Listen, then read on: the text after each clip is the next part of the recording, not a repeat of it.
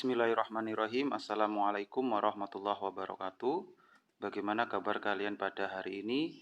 Mudah-mudahan selalu dilimpahkan kesehatan oleh Allah Subhanahu wa taala. Berjumpa kembali dalam pembelajaran mata pelajaran Ilmu Pengetahuan Alam di kelas 8 SMP IT Al-Uswah Banyuwangi. Baik, sebelum kita memulai pembelajaran pada hari ini, kita awali dengan membaca doa dengan harapan kita diberikan kemudahan dan kelancaran saat belajar dan tentunya bisa mendapatkan ilmu yang bermanfaat dan barokah. Ista'dadna du'aan Bismillahirrahmanirrahim. Baik, kita sudah berdoa. Sekarang kita lanjutkan pada materi kita untuk mata pelajaran ilmu pengetahuan alam. Ya, diperhatikan pada slide berikutnya. Bisa kalian lihat pada layar, di situ ada gambar pembuka untuk tutup botol ya. Perhatikan saat kita membuka tutup botol, untuk mempermudah kita biasa menggunakan pembuka tutup botol. Apakah kamu tahu bahwa pembuka tutup botol itu merupakan salah satu contoh dari pesawat sederhana ya. Jadi untuk membuka tutup botol kita menggunakan alat. Ternyata alat tersebut adalah salah satu contoh dari pesawat sederhana. Baik, kita menuju ke slide berikutnya. Di sini pengertiannya pesawat sederhana adalah alat sederhana yang digunakan manusia untuk memudahkan melakukan usaha, atau bisa dikatakan alat sederhana yang dilakukan untuk memudahkan pekerjaan manusia. Baik, di sini ada beberapa jenis-jenis dari pesawat sederhana. Yang pertama adalah tuas atau pengungkit, kemudian ada katrol, bidang miring, dan roda berporos. Di sini kita akan membahas satu persatu dari jenis-jenis pesawat sederhana. Yang pertama yang kita bahas adalah tentang tuas atau pengungkit ya. Dalam tuas atau pengungkit itu ada 3 bagian utama ya, sama 2 lengan ya. 3 bagian utama itu adalah ada yang namanya titik tumpu ya, titik tumpu atau T yang ada di tengah ya, yaitu tempat tumpuan ya. Kemudian ada lagi W ya. W ini adalah beban atau benda ya yang akan dipindahkan atau diangkat. Kemudian F ini adalah gaya kuasa ya, atau sederhananya adalah posisi kuasa atau tangan kita pada saat kita melakukan usaha dengan menggunakan pesawat sederhana jenis pengungkit. Kemudian ada LB sama LK. LB sama LK itu adalah lengan beban dan lengan kuasa, yaitu jarak ya. Yang pertama LB itu jarak dari W ke T. Sedangkan LK itu adalah jarak dari F ke T ya, seperti itu. Itu adalah bagian-bagian dari pengungkit atau tuas. Kemudian kita lanjut ya. Di sini adalah jenis-jenis dari tuas. Tuas sendiri ada 3 jenis ya. 3 jenis itu dibedakan berdasarkan letak dari titik tumpu, titik kuasa ataupun beban ya.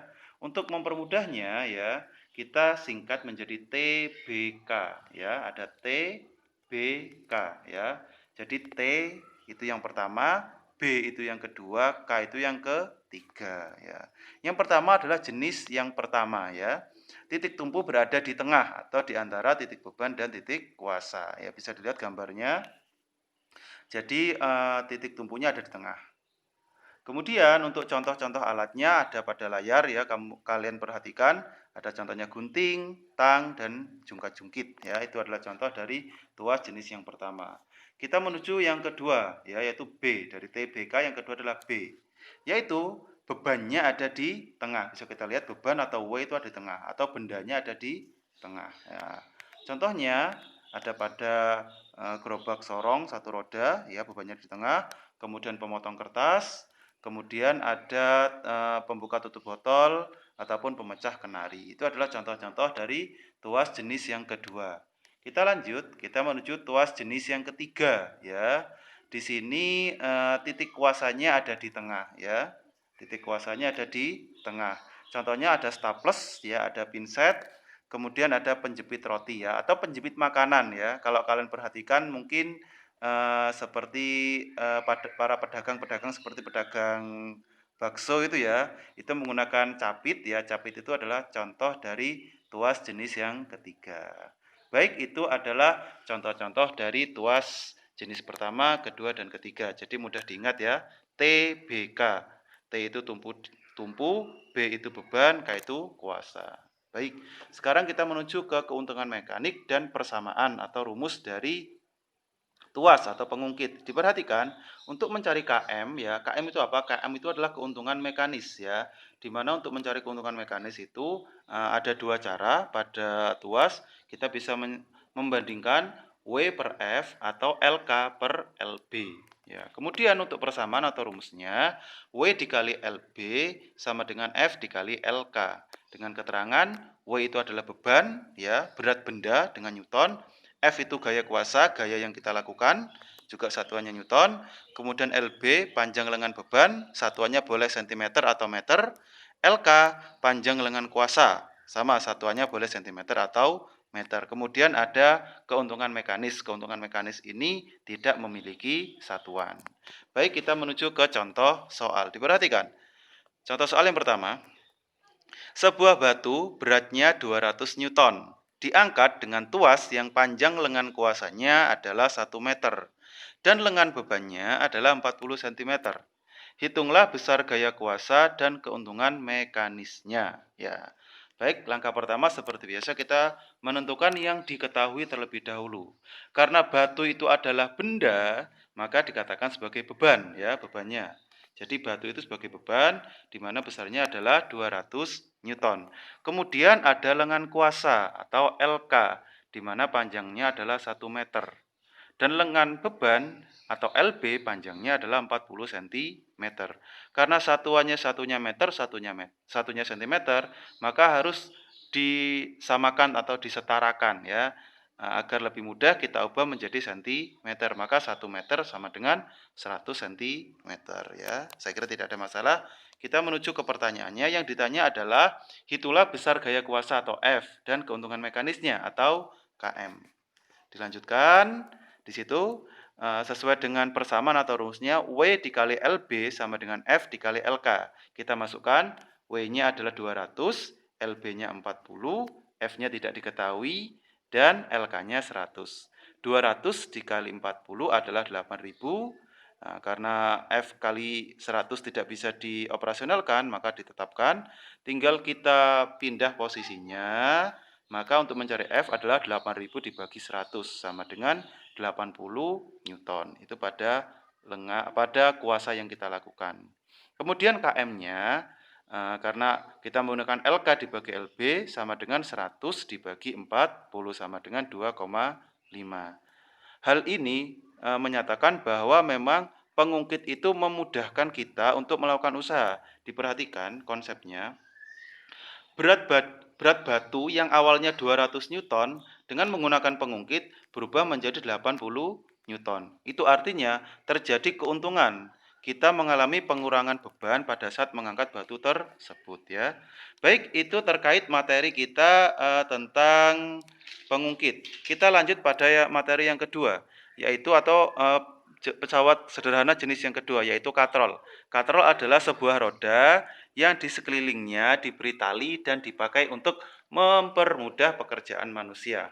Katrol sendiri sama seperti tuas ada beberapa jenis ya. Jenis katrol yaitu ada katrol tetap, katrol bergerak, dan katrol majemuk ya. Nah, di sini yang paling atas ini ya, ini adalah katrol tetap. Yang ini adalah katrol bebas katrol bebas atau katrol bergerak. Kemudian yang ada 4 katrol ini disebut dengan katrol majemuk atau katrol berganda. Ya, itu adalah jenis-jenis katrol. Kemudian di sini adalah keuntungan mekanik yang terdapat pada katrol ya. Yang pertama adalah katrol tetap.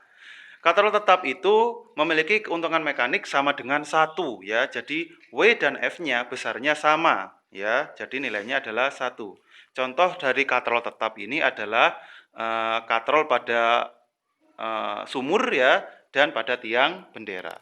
Kita lanjut pada katrol yang kedua, yaitu katrol bergerak atau katrol bebas ya. Dikatakan bergerak karena posisi katrolnya itu naik turun ya, naik turun. Sehingga didapatkan keuntungan mekanisnya adalah 2 ya, di mana beban yang akan diangkat itu akan menjadi setengah ya. Beban yang diangkat itu menjadi setengah. Jadi keuntungan mekanisnya itu adalah setengah dari beban yang kita angkat. Jadi keuntungan mekanisnya adalah 2. Contoh dari katrol bebas atau bergerak ini adalah katrol untuk mengangkat peti kemas, ya. Baik, itu terkait katrol bergerak. Kita menuju ke katrol majemuk atau katrol berganda, ya. Katrol berganda ini bisa dikatakan atau majemuk ini terdiri dari beberapa jumlah katrol, ya, beberapa buah katrol. Di sini ada 4 katrol, ya, sehingga ada 4 katrol, maka di situ ada 4 tali yang menyusun dari katrol-katrol tersebut, ya. Sehingga untuk mencari keuntungan mekanisnya adalah dihitung dari jumlah talinya, ya. Karena katrolnya ada 4, maka talinya juga ada 4, ya. Sehingga keuntungan mekanisnya adalah jumlah dari talinya, sehingga adalah 4, ya, tergantung dari jumlah talinya. Contoh dari katrol majemuk ini adalah katrol alat pengangkat mobil pada mobil derek, ya. Itu adalah contoh dari katrol majemuk. Kemudian kita menuju ke contoh soal, ya. Contoh soal gini Ustadz akan mengambil langsung dari katrol majemuk saja. Diperhatikan di situ ada gambar katrol majemuk dengan 4 tali atau 4 katrol, di mana bebannya adalah 1600 Newton, ya. Di sini yang ditanyakan berapakah gaya yang akan digunakan, gaya yang akan dihasilkan. Tentunya harusnya menjadi lebih kecil karena yang namanya pesawat sederhana itu memudahkan pekerjaan manusia. Baik, kita lanjut, ya. Maka yang diketahui adalah W atau berat beban yaitu 1600 Newton. Dengan keuntungan mekanis adalah 4, ya, karena ada 4, ya. Talinya ada 4 yang menyusun, ya. Atau ada 4 katrol juga tidak apa-apa. Jadi keuntungan mekanisnya adalah 4. Di mana diketahui yang ditanya adalah gaya atau F, ya. Dengan rumus KM, ya, ini KM sama dengan W per F, ya. Kita ketahui KM-nya adalah 4, kemudian W-nya adalah 1600 Newton. Maka tinggal mencari F. F sama dengan 1600 dibagi 4. Sehingga jawabannya adalah 400 Newton. Dengan menggunakan katrol ini, beban yang awalnya beratnya 1600 hanya tersisa 400. Disitulah kegunaan dari pesawat sederhana pada jenis katrol. Jadi mengurangi beban yang diangkat oleh manusia. Kita menuju ke pesawat sederhana jenis yang ketiga, yaitu bidang miring, ya. Dari namanya sudah jelas, ya, sesuatu yang miring itu ternyata akan memudahkan pekerjaan manusia, ya. Bisa diperhatikan, di situ ada beberapa contoh-contoh seperti tangga, sekrup, pisau, dan jalan berkelok, ya. Akan Ustaz jelaskan secara singkat saja bagaimana konsepnya bidang miring ini. Kalau kita perhatikan, ya, dengan menggunakan tangga yang miring akan memudahkan kita untuk naik dari lantai 1 ke lantai 2 atau lantai yang rendah ke lantai yang lebih tinggi. Itu akan lebih memudahkan jika kita menggunakan tangga yang tegak. Dengan adanya tangga yang miring, kita bisa naik ke lantai yang lebih tinggi dengan membawa barang, itu contohnya. Dengan membawa barang, dengan lantai yang miring kita bisa memindahkan barang tersebut. Tetapi jika tangganya itu tegak, maka kita akan kesulitan untuk membawa barang dari lantai yang lebih rendah menuju lantai yang lebih tinggi. Kemudian ada contoh pisau. Pisau bisa dikatakan sebagai bidang miring, ya. Semakin tajam pisau itu, maka akan semakin miring posisinya atau kemiringannya semakin besar, ya. Jika semakin tumpul maka tidak akan tajam seperti itu. Maka bidang miring contohnya adalah pada pisau. Baik.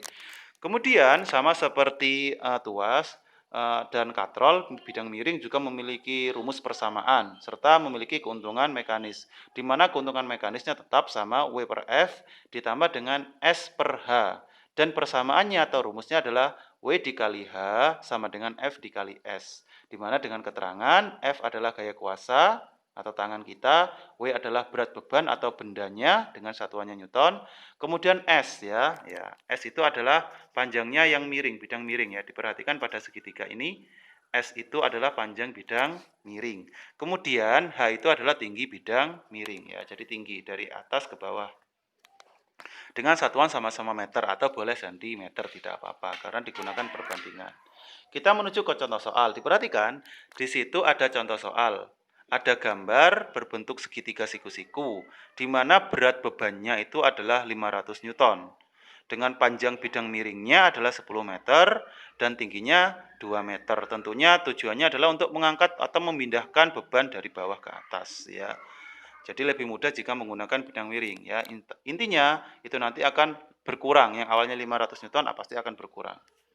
Yang pertama diketahui W-nya adalah 500 Newton, S-nya bidang miringnya 10 meter dan ketinggiannya adalah 2 meter. Enggak ada masalah. Kita lanjut pada yang ditanya. Yang ditanya adalah gayanya berapa? Gaya yang kita gunakan untuk mendorong benda tersebut ke atas. Kemudian keuntungan mekanis ya, kekurangan ya, kekurangan gaya yang kita dapatkan pada saat kita mendorong. Kita masukkan W dikali H sama dengan F dikali S. W-nya adalah 500, H-nya adalah 2, F-nya belum diketahui, dan S-nya adalah 10 ya. Maka 500 dikali 2 adalah 1000 dan F dikali 10. Kemudian F sama dengan 1000 dibagi 10. Jadi gaya yang dapat adalah 100 Newton. Kemudian keuntungan mekanis S per H sama dengan 10 per 2 yaitu 5. Boleh juga dengan W per F, di mana kita ketahui W-nya adalah 500, F-nya adalah 100, maka 500 dibagi 100 adalah 5. Jadi KM-nya sama ya 5. Dengan demikian, dengan menggunakan bidang miring, beban yang awalnya beratnya adalah 500 Newton, hanya tersisa 100 Newton. Ya, itu adalah konsep dari bidang miring. Kita menuju ke jenis pesawat sederhana yang terakhir yaitu roda berporos ya. Roda berporos adalah roda berputar yang dihubungkan dengan sebuah poros yang dapat diputar bersama-sama ya. Bisa kita lihat contohnya adalah pada sepeda motor ataupun kursi roda. Di mana konsepnya pada sepeda, roda itu kan berputar, sepeda itu kan berputar utama pada rodanya, tetapi kita tidak harus memutar langsung rodanya, tetapi kita menggunakan pedal yang dihubungkan pada gear. Gear tadi nanti akan dihubungkan dengan roda, gear kecil pada roda besar pada sepeda kita. Jadi itu adalah konsep dari roda berporos. Hal yang sama juga berlaku pada gear pada sepeda motor ataupun kursi roda. Baik, itu tadi materi kita terkait tentang pesawat sederhana, mulai dari jenis-jenisnya dan konsepnya. Mudah-mudahan kalian bisa memahaminya. Terima kasih atas perhatiannya. Mohon maaf apabila ada kesalahan. Saya akhiri, wallahul muwaffiq ila aqwamit thoriq. Wassalamualaikum warahmatullahi wabarakatuh.